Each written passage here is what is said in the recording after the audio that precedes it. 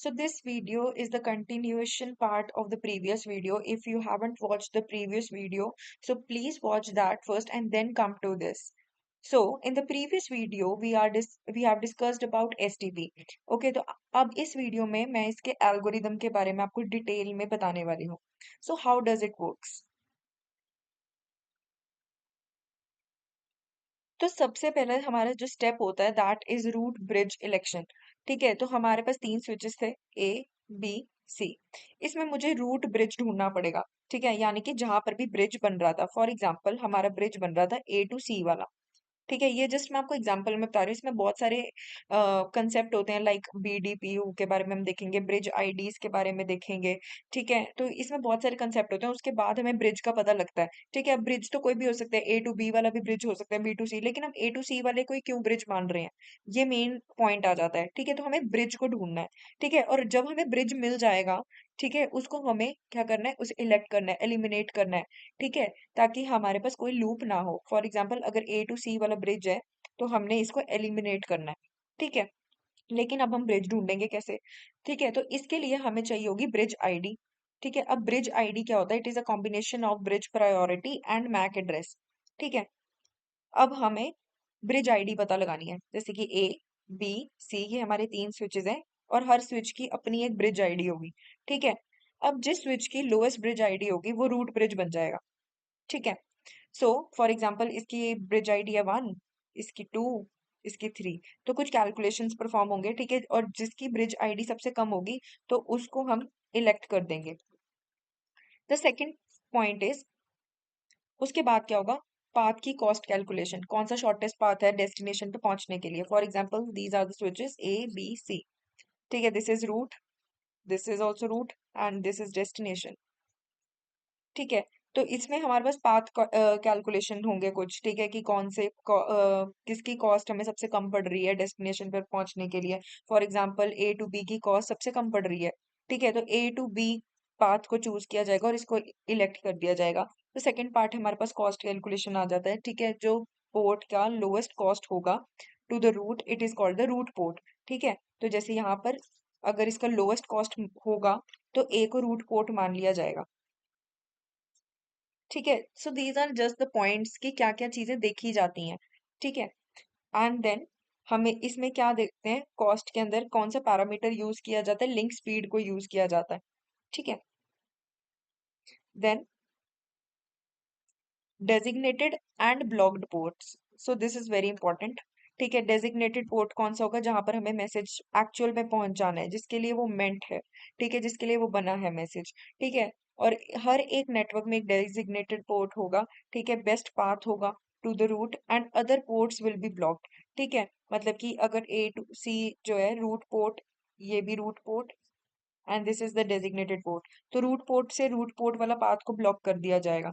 ठीक है, लेकिन ये तभी एक्टिव होगा जब अगर हमारा ए टू बी वाला पाथ फेल हो जाता है, तब हमें एक्टिवेट करना पड़ेगा उसको. ठीक है, तो हमारे पास कुछ पोर्ट स्टेट्स आ जाती हैं इसके अंदर, जैसे कि blocking state, listening state, learning, forwarding and disabled. ठीक है, तो इसको पहले स्टेट्स को जानने के लिए हम मुझे पहले बीडीपीयू के बारे में आपको समझाना पड़ेगा. So let's go to the BDPU first. तो बीटीपीयू क्या होता है? अब इसको मैं बहुत इजी तरीके से समझाती हूँ. हमारे पास तीन स्विचेस हैं, ए, बी, सी.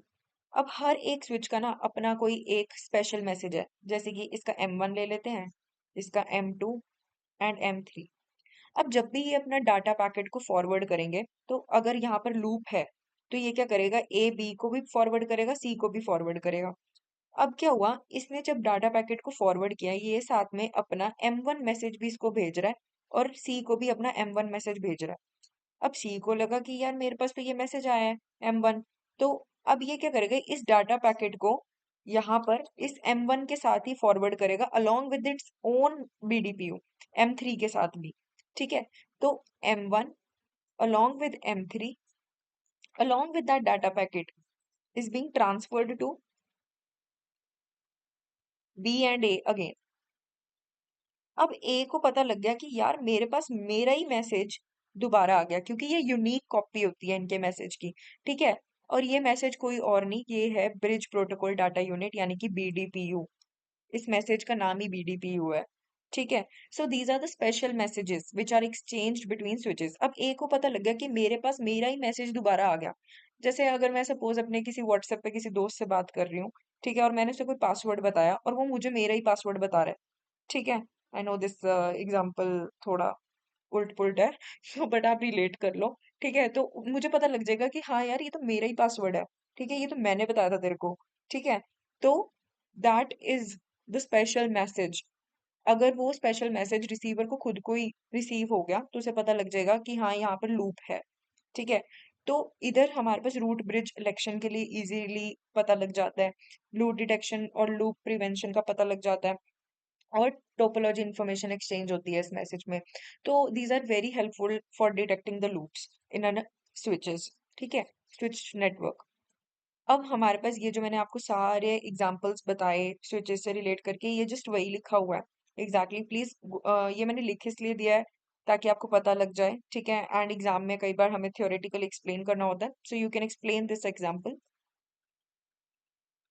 सो ये एक डायग्रामेटिकल वे है, ठीक है, जो भी मैंने आपको बताया।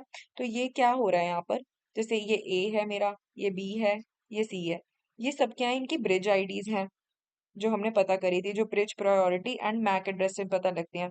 तो वैसे ना, जब भी हम कोई न्यू डिवाइस लेते हैं तो उसको सबसे बड़ी मैक एड्रेस दी जाती है, ठीक है। और lowest MAC address plus bridge priority भी जिसकी लो होगी उसका लो ब्रिज आईडी होगा, ठीक है।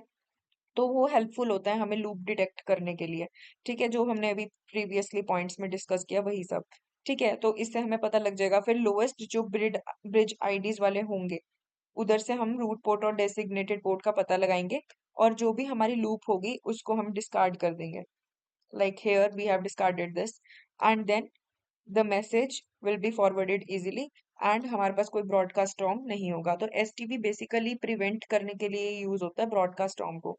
So this was all for this video. Thank you.